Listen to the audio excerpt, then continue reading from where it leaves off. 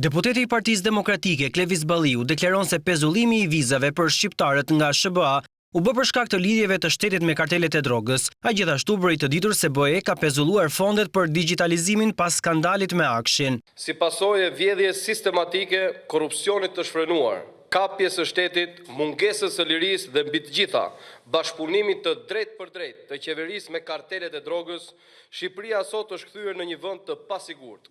E ardhmja e çdo qytetari është e errët dhe e kërcënuar.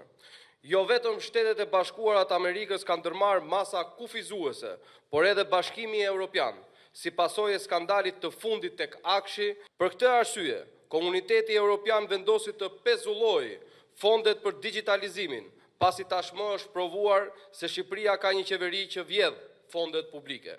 Balliu shprehet se kryeministri Rama gënjen shqiptarët duke u deklaruar se integrimi është çështje kohe, ndërkohë dita ditës atij i vërtetohen lidhjet me korrupsionin.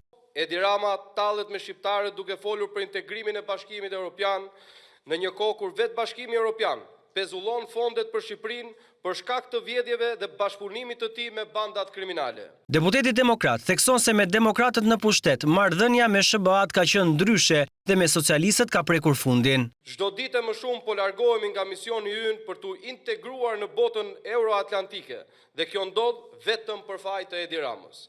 Akshi është pasqyra më e qartë e sistemit narkoterrorist të ngritur nga Edi Rama, ku trafikantët dhe grupet kriminale kontrollojnë institucionet shtetërore. Në qeverisjen e Partisë Demokratike, Shqipëria vizitohej nga presidenti i Shteteve të Bashkuara. Sot shqiptarët nuk mund të udhëtojnë në Shtetet e Bashkuara, sepse udhëhiqen nga një qeveri e karteleve dhe një qeveri hajdutësh.